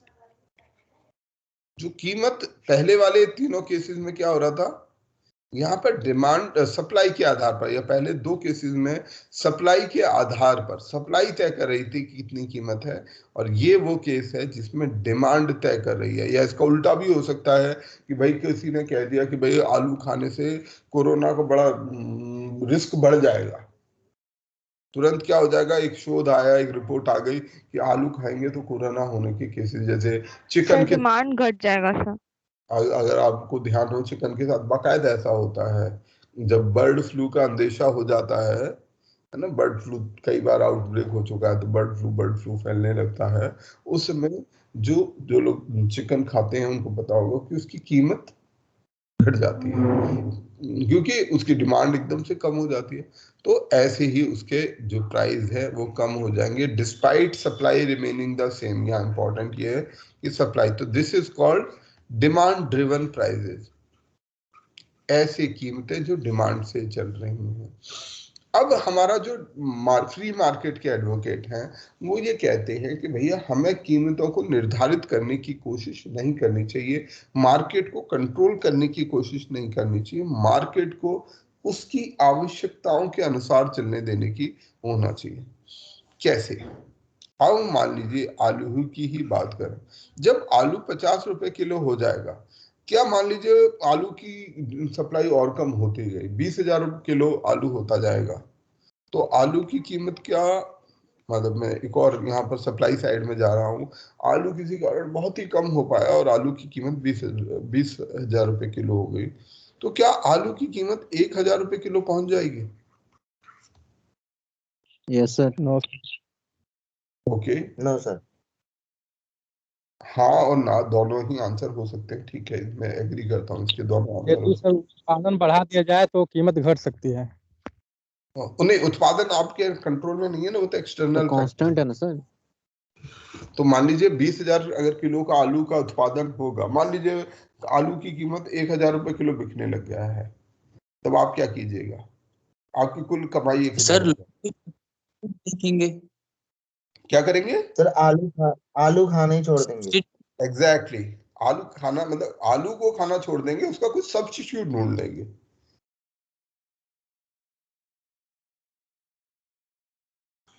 ठीक है, आप उसका ऑल्टरनेटिव ढूंढ लोगे, यार ऐसा थोड़ी कि आलू नहीं खाएंगे तो जिंदा नहीं रहेंगे, ठीक है आलू का कुछ और खा लेते हैं, चिकन खा लेते हैं, ठीक है, या कुछ और ऐसी चीज खा लेते हैं जो हमें, जो पोषण की हमारी जरूरत है, शकरकंदी खा लेते हैं, या जिसकी जैसी अपनी उसकी समझ है तो उस हिसाब उसका कुछ सब्स्टिट्यूट ढूंढ के खा लेंगे, हम उसको खाना शुरू कर देंगे। तो ऐसा नहीं है कि हमारा ये जो प्राइस है वो इनफाइनाइटली नहीं बढ़ता जाएगा, कि जैसे जैसे सप्लाई घटती जा रही है प्राइस इनफाइनाइटली बढ़ता जाएगा, नहीं बढ़ेगा।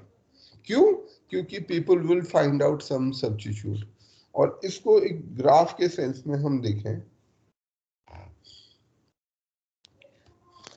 सर किसी भी चीज का मतलब महंगाई बढ़ने का कारण ये भी तो होता है कि लोग बीच वाले लोग जो होते हैं अपने स्टोरेज में जमा कर देते हैं, कुछ दिन के लिए उसको मार्केट में निकालते ही नहीं है, जिससे मतलब नहीं महंगाई और बढ़।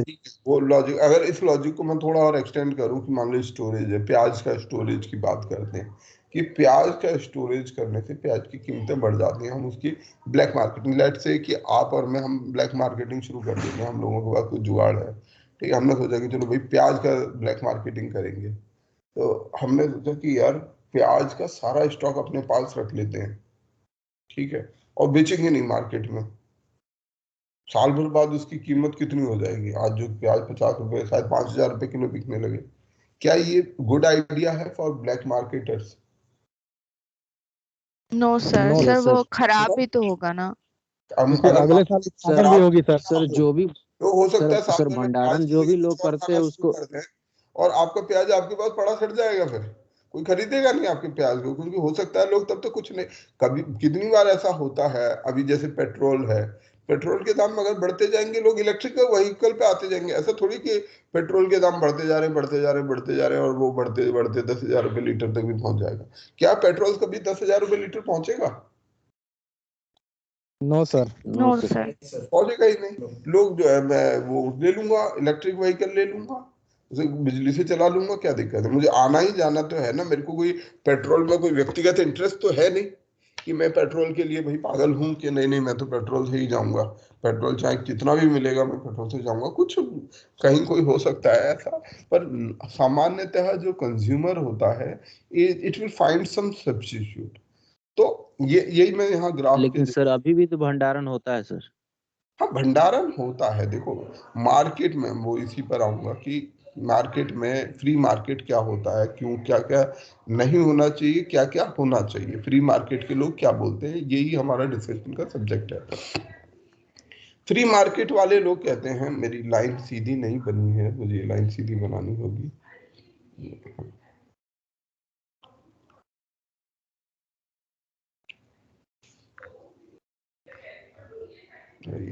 मेरी लाइन को आप इसे स्ट्रेट लाइन मानना, ये, हाँ ये स्ट्रेट लाइन है जो हमारी सप्लाई साइड कहानी सुनाती है, कि जैसे जैसे सप्लाई बढ़ेगी, ये प्राइस का ग्राफ है कि प्राइस कितना होगा, मतलब कीमतें जैसे जैसे सप्लाई, इधर सप्लाई बढ़ रही है, इधर डिमांड बढ़ रही है, किसी चीज की डिमांड। तो जो ये डिमांड और सप्लाई का कर्व जो होता है, ये जो ग्राफ होता है, ये जो ग्राफ है, ये ऐसा नहीं कि जैसे डिमांड इनफाइनाइटली बढ़ती जा रही है तो प्राइस भी इनफाइनाइटली बढ़ता जाएगा, या सप्लाई इनफाइनाइटली कम होती जाएगी तो प्राइस भी उस तरीके से। There is a equilibrium to both, दोनों एक जगह आकर मिलते हैं, ठीक है, और ये हमारा प्राइस होता है, ये हमारी कीमत होती है डिमांड एंड सप्लाई के कर्व में। इसमें ये हो सकता है कि मान लीजिए डिमांड कर्व इस तरफ शिफ्ट हो गया, तो हमारा प्राइस, ये नया प्राइस आ जाएगा, ठीक है, ये P0 था, ये P1 बन जाएगा नया। पर ऐसा नहीं कि हमारी ये जो इनफाइनाइटली जो है बढ़ती जाएगी, तो ये इनफाइनाइटली नहीं बढ़ता है प्राइस, ठीक है, लोग उसके सब्स्टिट्यूट्स पर जाने लग जाते हैं। या इसका उल्टा भी होता है कि अगर ये सप्लाई कर्व ये ऐसे इधर को शिफ्ट करेगा तो भी ये प्राइस को अफेक्ट करेगा, नेगेटिवली पॉजिटिवली दोनों साइड में डायरेक्शन में ये इफेक्ट कर सकता है। अब हमारे फ्री मार्केट में जो एडवोकेट्स हैं वो ये कहते हैं कि हमें इन डिमांड एंड सप्लाई के कर्व को नहीं छेड़ना चाहिए, अपने आप इनको अपने फोर्सेस पर काम करने देना चाहिए। परंतु इसमें फ्री मार्केट के कुछ फेलियर हैं। यहाँ पे एक मार्केट फेलियर का भी कॉन्सेप्ट है। जो फ्री मार्केट के फेलियर जो एडवोकेट्स हैं वो कहते हैं state should avoid it, state को इंटरफेयर नहीं करना चाहिए, राज्य को बाजार में प्राइसेस में इंटरफेयर नहीं करना चाहिए, उसे डिमांड एंड सप्लाई जो उनको देना चाह रहे हैं जो लेना चाह रहे हैं उनके आपस के संबंधों पर रहने छोड़ देना चाहिए।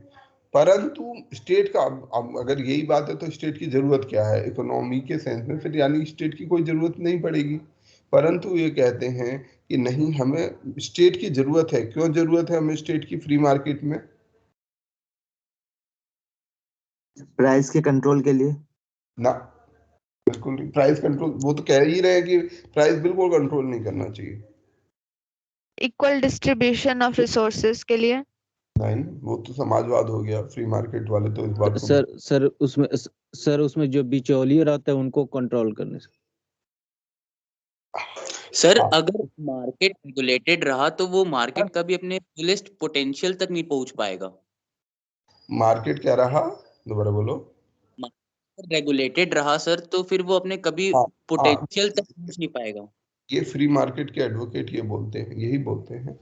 तो वो भी यही रिकमेंडेशन देते हैं। वो ये कहते हैं स्टेट का अब काम आखिर है क्या? फिर हमें स्टेट की जरूरत क्यों है अगर फ्री मार्केट में, यानी कि स्टेट या गवर्नमेंट को छोड़नी ही नहीं चाहिए। लोग जिसको जो बेचना है वो बेचे, जिसको जो खरीदना है वो खरीदे। स्टेट की कोई रोल ही नहीं होनी चाहिए इकोनॉमी में, फाइनेंस मिनिस्ट्री होनी ही नहीं चाहिए। तो स्टेट का रोल नहीं होगा तो सर फिर बिचौलिए ज्यादा काट लेंगे ना सर। हाँ, वो यही कहते हैं स्टेट का काम होना चाहिए पुलिस।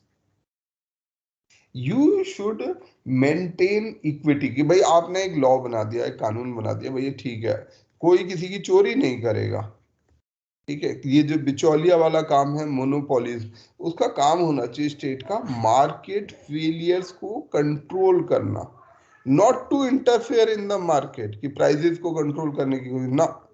उसका काम होना चाहिए control market failures. Market failure कैसे हो सकते हैं? कोई मोनोपोली कर रहा है, किसी ने एकाधिकार बना लिया है, बाजार में दुकान खोल रखी है और वही बाजार में दुकान बेचता है, और कोई नई दुकान खोलना चाहता है उसे खोलने नहीं देता। बहुत सारी जगह पैसा होता है, माफिया है या कुछ इस तरीके के ग्रुप है, वो क्या करते हैं, मोनोपोली एक्सरसाइज करने की कोशिश करते हैं। भाई ये चीज हमारे कब्जे में है, बिना हमारी अनुमति के ये काम नहीं होगा। तो state should interfere, control monopolies, control all sort of market failure, जिसमें मोनोपोली एक बहुत बड़ा मार्केट फेलियर है। ब्लैक मार्केटिंग की, कोई आदमी ब्लैक मार्केटिंग करके बैठा हुआ है, उत्पादन तो सही हो रहा है परंतु उसमें मार्केट को डिस्टॉर्ट करने के लिए, मार्केट को तोड़फोड़ करने के लिए नए नए सिस्टम्स इजाद किए हैं, नए नए तरीकों से कर रहा है। जो रूल है वो सभी के लिए कॉमन होना चाहिए, नियम है वो सभी के लिए लागू होना चाहिए। ठीक है, एक रूल है।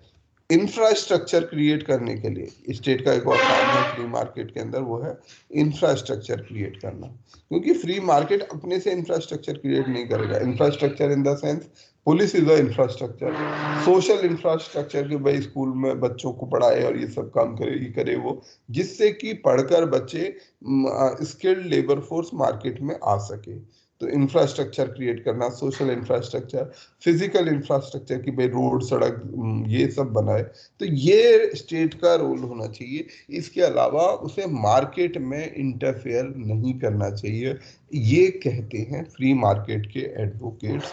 और ये फ्री मार्केट के एडवोकेट्स और कैपिटलिज्म के एडवोकेट काफी हद तक मतलब कॉमन विचारधारा रखते हैं।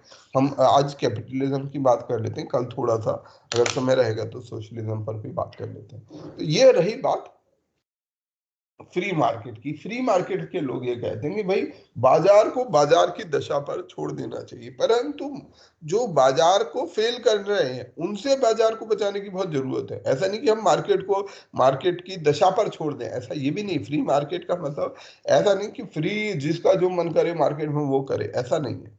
फ्री मार्केट का मतलब है कि मार्केट में जो कंपटीशन है, फेयर कंपटीशन है, इक्विटेबल कंपटीशन है, fair and equal competition maintained रहना चाहिए, और स्टेट उसके लिए जो नेसेसरी इंफ्रास्ट्रक्चर है इस फ्रीनेस को मेंटेन करने के लिए उसको उसे बनाए रखना, ये स्टेट का काम होना चाहिए। कि जैसे जैसे अब फ्रीनेस का कोई रीजनल उदाहरण मैं एक देना चाहूंगा कि क्या क्या होगा। फ्री मार्केट की बात हमने ये कह दी कि फ्री मार्केट है, परंतु क्या भारत में हम ये कहें दिल्ली और बिहार के लिए, दोनों के लिए फ्री मार्केट है? No sir. हमारा हमारा No, sir. गवर्नमेंट कोई इंटरफेयर नहीं करे, क्यों नहीं है हमारे लिए फ्री मार्केट? बिहार या दिल्ली, मतलब अगर दोनों को कंपेयर करूं तो दोनों किसके लिए फ्री मार्केट ज्यादा है और किसके लिए नहीं है, और क्या मार्केट फ्री है? सर दिल्ली वाले के लिए ज्यादा है सर। हाँ, क्योंकि जो इसका मार्केट एक्सेस है, मार्केट तक जो पहुंच है वो किसकी है? दिल्ली वाले की। दिल्ली वाले। बिहार वाले के लिए क्या है? मार्केट की एक्सेस लिमिटेड है। यहाँ पर अगर मान लीजिए दोनों जगह किसान हैं, दिल्ली में वैसे कम ही किसान है, पर मान लेते हैं दिल्ली के अंदर किसान है और वो कोई सब्जियां पैदा करते हैं, बिहार के अंदर किसान है वो सब्जी पैदा करते हैं। अब वो सब्जी बेचने के लिए बाजार जाना चाहते हैं तो उन्हें सबसे पहले क्या जरूरत पड़ेगी? ये ठेला गाड़ी, कुछ और साधन चाहिए होगा। दिल्ली में ठेला गाड़ी जो भी है वो ज्यादा अच्छी कीमत पर ज्यादा आसानी से उपलब्ध हो जाएगा, बिहार के किसान को उपलब्ध नहीं हो पाएगा। मान लो दोनों को गाड़ियां मिल भी गई, बिहार का सड़क इतना खराब खस्ता हालत में है तो बिहार की किसान का भी जो है अपने चीज को लेके बाजार पहुंच नहीं पाएगा, मतलब पहुंचेगा तो उसे जहां उसको एक दिन लगेगा, दिल्ली वाले को उसको 6 घंटा लगेगा, उस दिल्ली के आसपास वाले किसान को। तो यहाँ उसकी मार्केट एक्सेस लिमिट हो गई। फिर एक और चीज आ गई कि दिल्ली का जो किसान होगा, यहाँ पर law and order situation better है, बिहार में लॉ एंड ऑर्डर सिचुएशन खराब है। अब वो जब जाएगा तो रास्ते में ही उसको कोई पकड़ लेगा, जब वो पैसा लेकर लौट के आ रहा है तो उसको छीन लेगा या उसका सामान छीन लेगा। तो ये जैसे law and order, physical infrastructure, ये सब कुछ बैरियर्स हैं फ्री मार्केट के, जिनको रिमूव करने का काम स्टेट को करना चाहिए, ये फ्री मार्केट पॉलिसी कहती है।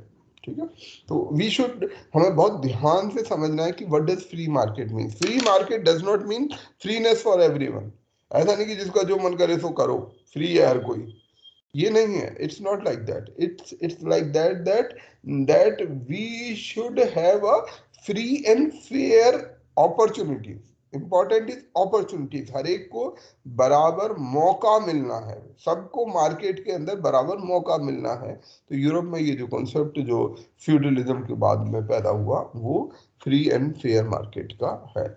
तो आज भी हम यहाँ पर ये कह सकते हैं, क्या भारत में फ्री मार्केट है?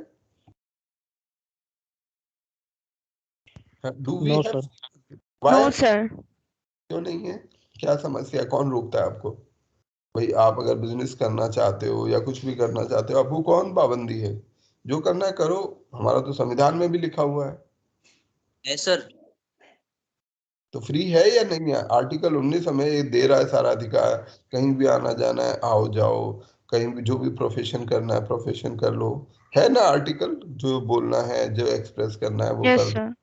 ये सब तो प्रावधान है आर्टिकल 19 हमारे संविधान में, फंडामेंटल राइट है। तो कैसे कह रहे हो आपकी फ्री नहीं है?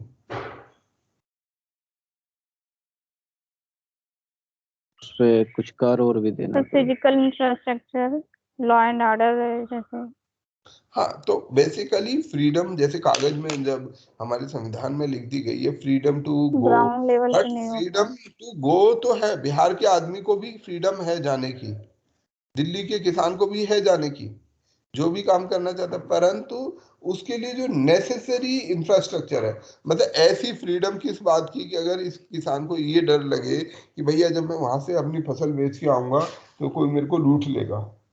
You have the freedom to go but you have a fear not to go, है ना? आपके पास आजादी है जाने में, कोई आपको रोक नहीं रहा है, परंतु जो डर है वो तो कहीं ना कहीं रोक रहा है ना उसको। भाई एक लड़की है, रात को मैं कोई कहे मुझसे अगर हम इस पे बहस करने पे उतर आए कि भाई रात को 11 बजे लड़की को जाने से कौन रोक रहा है, कहाँ लिखा हुआ है, कौन सी कानून की किताब में लिखा है कि लड़की नहीं जा सकती? लॉ एंड ऑर्डर रोक रहा है ना? हाँ, but there is a fear, there is a दो हमारे लॉ में कहीं ऐसा कुछ नहीं है। लॉ हमें वो कह रहा है कि हाँ आप जाओ, आपको कहीं भी आने जाने की पूर्ण आजादी है और अलानी फलानी सब कुछ है, but there are other factors than the papers, than the constitution book also. संविधान के अलावा भी बहुत कुछ ऐसा है ना, सब कुछ संविधान से नहीं हो सकता, संविधान के बाहर भी तो बहुत कुछ ऐसा है। तो वो जो चीजें हैं वो हमें रोक रही हैं। सेम हमारा फ्री मार्केट पर भी प्रिंसिपल लागू होता है कि फ्री मार्केट हमें रोकता है, फ्री मार्केट होने से रोकता है। भारत के अंदर ही हम देखें, जैसे आप कोई बिजनेस करना चाहें और एक और बच्चा है जो, मतलब मान लीजिए आप मुकेश अंबानी का लड़का है, क्या नाम है उसका, मुकेश अंबानी के लड़के का? सर आकाश अंबानी। अनंत सर आकाश। आकाश अंबानी। और आपका क्या नाम है? मेरा नाम सैफ अली। हाँ, तो शेफ और आकाश अंबानी दोनों सोचते हैं कि भाई हम जो है कुछ स्टार्टअप लगाएंगे, बिजनेस लगाएंगे, है ना, फ्री मार्केट है, but is it really free? क्या बात कर नो फ्री? सर। दोनों नो के लिए, सर। उसके लिए और इनके नो लिए, सर। दोनों के लिए जमीन और आसमान का अंतर है। ठीक है, दोनों के लिए बहुत बड़ा अंतर है। भाई ये कह रहे हैं कि पैसा कहाँ है सर, मैं क्या करूं, बिजनेस करना चाहता तो हूँ, बहुत मेरे अंदर आइडियाज बड़े अच्छे अच्छे इंटरेस्टिंग है, मैं बहुत मेहनत करना चाहता हूँ, but where is the seed money? मैं शुरू कैसे करूं? मुझे शुरू में इतने पैसे चाहिए, कोई मेरे को ₹1,00,000 दे देगा, मैं काम शुरू कर दूंगा, बट वेयर इज दैट ₹1,00,000? और आकाश अंबानी अगर कहेगा कि जी मुझे 1,00,000 करोड़ रुपया चाहिए, तो हिज फादर विल अरेंज, या मतलब वो ना अरेंज करे तो भी उसको इतने सारे लेंडर्स मिल जाएंगे कि भी ठीक है, अच्छा आपको चाहिए। देन दिस एक्सेस, जैसे हमारी हमारी लोन लेने की एक्सेस है, कैपिटल इन्वेस्टमेंट की एक्सेस है, एजुकेशन की एक्सेस है, ये सब ऑल्टर हो जाती हैं हमारे इस फ्री मार्केट में। अब हम इस फ्री मार्केट से आगे बढ़ते हैं, आगे बढ़ के हम आते हैं कैपिटलिज्म पर, पूंजीवाद पर। What is capitalism? क्या होता है पूंजीवाद? Hello sir. हाँ जी। सर सर एक ऐसी आर्थिक प्रणाली जिसमें उत्पत्ति के सभी संसाधनों पर निजी व्यक्तियों का स्वामित्व या नियंत्रण होता है तथा आर्थिक क्रियाओं का संचालन निजी हित व लाभ प्रेरणा के उद्देश्य से किया जाता है। ओके, चलो ठीक है। हाँ जिसमें ठीक। सरकार का कोई हस्तक्षेप ना होता हो। हाँ, तो वो फ्री मार्केट वही हो गया ना, यही फर्क है। परंतु खैर अभी हम कोर डेफिनेशन पे नहीं पहुंचे सर। हम। Private ownership. यहाँ पर हमारा जो मेन शब्द है वो है कैपिटल।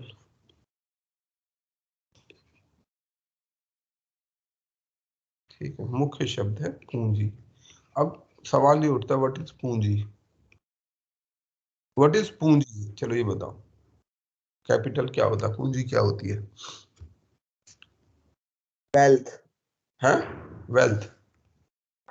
किसी वस्तु को उत्पादन में लगाया गया मूल्य। गुड। किसी वस्तु का, एक्चुअली में वेल्थ, मनी इज नॉट पूंजी, ध्यान रखिएगा। आपकी जेब में जो पैसा है that is not capital. Is it capital? आपके पास मान लीजिए ₹1,00,000 रखा हुआ है, ₹10,00,000 रखा हुआ है आपके खाते में, is it capital? No sir. No sir. No sir. तो क्या अंतर होता है पैसे में, पूंजी में, और इसमें क्या अंतर है कैपिटल में? मैंने बोला पूंजी वो जनरेट कर सके पैसे से पैसे को। एग्जैक्टली वही ₹10,00,000 जो आपके खाते में आज पड़े हुए हैं वो पूंजी में कन्वर्ट हो सकते हैं। इट्स नॉट कि मनी इज एक्चुअली में पूंजी, बट कब? उसके लिए एक बेसिक चीज बहुत जरूरी है, that is investment. Investment for more profit, for profit. यहाँ ये महत्वपूर्ण है। ये ₹10,00,000 आपने अपने घर में रखे हुए हैं, बैंक में संभाल के रखे हुए हैं, बैंक में शायद आप ये कह सकते हो कि ये पूंजी है, क्योंकि बैंक में आपको कुछ इंटरेस्ट मिलेगा, you will get some profit, कुछ एक्स्ट्रा इनकम मिलेगी, देन यू कैन से। और आपने घर में अपने रखे हुए हैं, या 10 लाख की गाड़ी खरीद ली, दैट इज नॉट पूंजी। आपने घर में गाड़ी 10 लाख रुपए की खरीद के घर बाहर खड़ी कर दी और सबको दिखा रहे हैं कि देखो मैं कितनी बढ़िया नई गाड़ी लेके आया। दिस इज नॉट पूंजी। कोई नहीं कहेगा कि आप पूंजी है ये आपकी। वो पूंजी 10 लाख रुपए, ये पूंजी कब बन जाएगा? यदि आप इस 10 लाख रुपए से एक छोटी सी फैक्ट्री डाल लो, एक छोटा सा कारखाना डाल लो, है ना, एक ही 10 इन्वेस्ट लाख करें। रुपए है ना, एक ही 10 लाख रुपए हैं। एक आदमी उस 10 लाख रुपए से कार खरीद लेता है, दूसरा आदमी उस 10 लाख रुपए से फैक्ट्री लगा लेता है। कौन पूंजी है इसमें से? जो फैक्ट्री लगा फैक्ट्री वाला। ये वाला फैक्ट्री पूंजी है, ये पूंजी है। This is capital, this is not जो कैपिटल। मनी को इन्वेस्ट करता है। हाँ, यहाँ पे बहुत महत्वपूर्ण है कि हमें मनी को बढ़ाना है, ठीक है, मनी को इन्वेस्ट करना है विद एन इंटेंशन। निवेश करना है, और क्यों निवेश करना है? अधिक लाभ के लिए इन्वेस्ट करना है, प्रॉफिट के लिए अर्न मनी, है ना, टू अर्न मनी, ठीक है, लाभ के लिए इन्वेस्ट करना। ये जो सिस्टम होता है कि हम पूंजी को कहीं निवेश करते हैं अधिक लाभ के लिए, ठीक है। अब जो कैपिटल है, ये कैपिटल हमारे पाई को बड़ा करने में बड़ा काम आ सकता है। कैपिटलिज्म कैसे? पूंजीवाद हमारे पूंजी को बढ़ा करने के लिए बहुत काम आ सकता है। कैसे? सर टैक्स फ्री रहता है, टैक्स हमें नहीं देना होता है। नहीं, मैं जो वो पाई की बात कर रहा था, ध्यान रखना, वो पाई अल्टीमेटली सारी कहानी यहीं पर है। सारी कहानी इस पाई की है कि भैया इस पाई को कैसे बढ़ाया जाए। अब ये कैपिटलिज्म इस पाई को कैसे बढ़ाएगा? वो मोर ज्यादा करेगा, तो रोजगार मिलेगा लोगों को तो ज्यादा प्रॉफिट होगा। हाँ, तो अब हम ये देखते हैं कि भैया ये पाई बढ़ानी है और हमारा पूंजीवाद इसमें क्या काम कर सकता है। पूंजीवाद क्या करता है? आपके पास 100 रुपए थे, आपके पास 100 रुपए थे, आपने 100 रुपए को इन्वेस्ट किया। क्या हो गया? इन्वेस्ट कर दिया। क्यों इन्वेस्ट किया? प्रॉफिट के लिए इन्वेस्ट किया। प्रॉफिट कमाया 10 रुपया, ठीक है, पूंजी लगी हुई थी 100 रुपया, 100 प्लस व्यक्तिगत लाभ होता है। अभी आते हैं उस पर, व्यक्तिगत लाभ पर भी आते हैं, ठीक है। 110 रुपया हो गया, 100 रुपये लगाए, साल भर में 10% प्रॉफिट कमाया, 110 हो गए, वापस पूंजी लगा दी। अब पूंजी कितनी हो गई? 110 रुपया, वापस इन्वेस्ट किया, अगले साल हो गए 110% का प्रॉफिट मिल रहा है 121, वापस इन्वेस्ट किया 133। लाइक दिस हमारा जो पूंजी है, हमारा जो पाई है, वो ऐसे कंसेंट्रिकली हर साल बढ़ता जाएगा और इनफाइनाइटली बढ़ सकता है। ये है कैपिटलिज्म की पावर। कैपिटलिज्म में ये शक्ति है, पूंजीवाद में ये शक्ति है कि पूंजी को निवेश, it's an automatic system, it is a auto generated system जो सेल्फ रेगुलेटेड है। कि यहाँ पर जब आप निवेश करेंगे, जब आप निवेश करते हैं तो वो प्रॉफिट आता है, प्रॉफिट को आप री इन्वेस्ट करते हैं, री इन्वेस्टमेंट से अधिक प्रॉफिट आता है, उस अधिक प्रॉफिट को आप फिर री इन्वेस्ट करते हैं, and like this your this this this thing start growing, और फिर वो आगे ही बढ़ती जाती है। आपको जो हमारे जो बहुत सारे पूंजीपति जो होते हैं, पूंजीपति या उद्योगपति जो है, वो कईयों की संपत्ति जब वो शुरू करते हैं 50 साल पहले या 20 साल पहले, उनकी संपत्ति मामूली सी होती है। जैसे कि रिलायंस कंपनी के लिए भी बात करते हैं, पता नहीं कितनी सच और गलत पर नहीं जाऊंगा मैं, फिर भी जो कहानी है उसे एज इट सुनाने की कोशिश कर रहा हूँ। कि मैंने जो भी मूवी देखी थी, शायद आप लोगों ने भी देखी होगी, रिलायंस के वो कौन था जिन्होंने शुरू किया था? Ambani, Dhirubhai Ambani. Dhirubhai Ambani. Dhirubhai Ambani started his journey from Gujarat. एक छोटे से क्षेत्र से उन्होंने अपना काम शुरू किया, और मतलब initially he has not big money. उन्होंने अपना कुछ टाइपराइटर, मतलब 2-3 हजार रुपए का संपत्ति से ₹2000 मान लीजिए 1950-60 में स्टार्ट किया होगा, 2000 रुपए से काम शुरू किया, एंड नाउ आज कितना होगा, शायद 20 लाख करोड़, है ना? 20 लाख करोड़ या इससे भी ज्यादा होगी शायद मुकेश अंबानी की संपत्ति, मुझे भी आइडिया नहीं है सर ज्यादा है सर, इससे भी ज्यादा होगी। तो 2000 रुपए से यहाँ तक पहुंच गई। कैसे? एक फैक्टर, और भी फैक्टर्स होंगे उन पर नहीं जाऊंगा, पर एक फैक्टर यही होता है, पूंजीपति कैसे अपनी पूंजी बढ़ा देता है, बिकॉज वो निवेश करता है, उस निवेश को वापस रिनिवेश कर देता है और ज्यादा प्रॉफिट के लिए, फिर और ज्यादा प्रॉफिट के लिए, एंड लाइक दिस ये इस लाभ के चक्र में घूमता रहता है। और मैं एक चीज बोलूंगा कि लाभ और लोभ ये दोनों सेम है? No sir. हाँ, ये ध्यान रखिए। जैसे मैंने अभी थोड़ी देर पहले ही कहा था, बुद्ध की मैंने एक बात आपको बोली थी कि बुद्ध ने हमें कहा लोभ सबसे बड़ी बाधा है। उन्होंने 5 बाधाएं जीवन में बताई थी और मैं बहुत सिंसियरली मानता हूँ कि हाँ बहुत इम्पोर्टेंट है। वो है लोभ, अनिश्चय, अविद्या, विचिकित्सा, संदेह। ये कुछ 5 हैं, मैं अभी सारी 5 एकदम से याद नहीं कर पा रहा हूँ, थोड़ी देर में रिकलेक्ट कर लूंगा। 5 ऐसी चीजें हैं जो हमारे को जीवन में सबसे ज्यादा प्रॉब्लम में डालती है, मतलब जिसके कारण हम परेशान रहते हैं। उनमें एक है लोभ, कि हम लोभ के ट्रैप में फंसे रहते हैं, मुझे ज्यादा जो है मुझे नुकसान। लोभ और लाभ में फर्क क्या है? तो जब लाभ आता है तब लोभ होता है। सर लोभ में हम हानि मतलब लाभ सर का लाभ अति पॉजिटिव, लोभ सिर्फ नेगेटिव लालच होता है। सारा रहता है। लाभ और लोभ में क्या अंतर होगा? सर तो लाभ लाभ में आता है तभी लोभ हम होता है। देखते हुए मतलब किसी भी चीज को इन्वेस्ट करते हैं, लेकिन जो लालच होता है, जो लोभ होता है, उसमें हमें हानि का परवाह नहीं रहता, सिर्फ लालच ही लालच रहता है, जिसके कारण हमें ये बहुत अच्छा, वेरी करेक्ट, ये फुल्ली एग्री, बिल्कुल सही बात है। देखिए लालच में, लाभ में आप दूसरे की हानि नहीं देख रहे हैं, आप ये नहीं चाहते हैं कि किसी की हानि हो। लाभ में जैसे हम जो पाई बढ़ा रहे हैं, ठीक है, लाभ आप एक बिजनेस करना चाहते हैं, आप इन्वेस्ट कर रहे हैं, आपको आप ये नहीं चाहते हैं कि किसी को इससे नुकसान हो जाए, कोई मर जाए और जो है फिर मुझे प्रॉफिट हो, नहीं। आप एक सिंपल व्यापार कर रहे हैं, एक सिंपल व्यापार शुरू करते हैं कि भाई ठीक है दुकान शुरू कर दें या कोई अच्छा काम करते हैं, लोगों को घर में सामान की जरूरत होती है, उस सामान के लिए इधर उधर भटकते रहते हैं, तो आपके दिमाग में एक आइडिया आया कि लोगों की जरूरत है, इस जरूरत को पूरा करने के लिए हम जो है एक व्यापार शुरू कर देते हैं, तो और उससे हम लाभ कमाएंगे।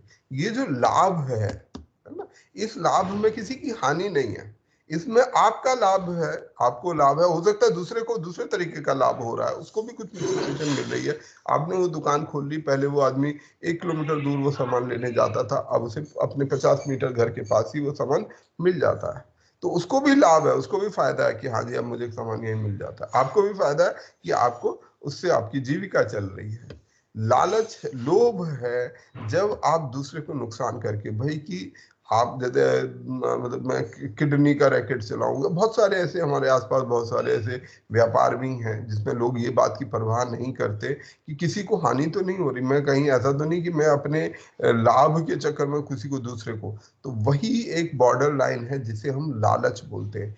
लालच गलत है, लाभ सही है, ठीक है। लालच में फंसा हुआ आदमी इस बात की परवाह नहीं करता कि इससे किसी को क्या नुकसान होगा, मुझे अपने व्यक्तिगत लालच के अलावा कुछ और दिखाई नहीं दे रहा, जबकि बहुत बार उस लालच से मुझे पता है कि किसी को गंभीर हानि हो सकती है, परंतु मैं उसकी परवाह नहीं करता। तो ये दोनों में डिफरेंस है, ठीक है। तो यहाँ पर बस यही ध्यान रखें कि कैपिटलिज्म में हमें लाभ के लिए जाना है, लोभ के लिए नहीं जाना है। तो ये हमारे कैपिटलिज्म की कहानी है कि पूंजीवाद यही कहता है कि पूंजी को हम निवेश करें और इस पाई के साइज को लगातार बढ़ाएं, जिससे कि हमारा जो रिसोर्सेज है वो बढ़ता जाए। तो ये पूंजीवाद की कहानी है, और हम लोग समाजवाद हम कल बात करेंगे, ठीक है, कि व्हाट इज समाजवाद, और दोनों की अपनी अपनी कुछ शॉर्ट कमिंग्स हैं, तो उन पर भी हम थोड़ी सी चर्चा करके अपने आगे के टॉपिक पर, क्योंकि मैं ये जरूरी समझ रहा हूँ कि हम इकोनॉमिक्स के बेसिक फंडामेंटल पर जरूर काम करें। पिछले कुछ सालों से लगातार यूपीएससी फैक्चुअल क्वेश्चन नहीं पूछ रही है इकोनॉमिक्स से, कंसेप्चुअल क्वेश्चन पूछ रही है कि बेसिक लॉजिक्स, कीनीजियन इकोनॉमी पर हर साल सवाल आता है, मैं हर बार समझाता हूँ, पता नहीं कितने लोग यूज कर पाते हैं, पर कीनीजियन इकोनॉमी पर हर साल सवाल आता है, मनी मल्टीप्लायर पे इस बार सवाल आया। तो ऐसे हम कंसेप्चुअल चीजों पर इस बार ज्यादा जोर देने की कोशिश करेंगे, जिससे हमारी समझ बेहतर हो अर्थशास्त्र को लेकर। ठीक है, चलिए, तो आज की क्लास को हम यही समाप्त करते हैं। कल सुबह 8 बजे हम मिलेंगे। Thank you sir. Thank you sir. Good day sir. Thank you. Thank you, sir.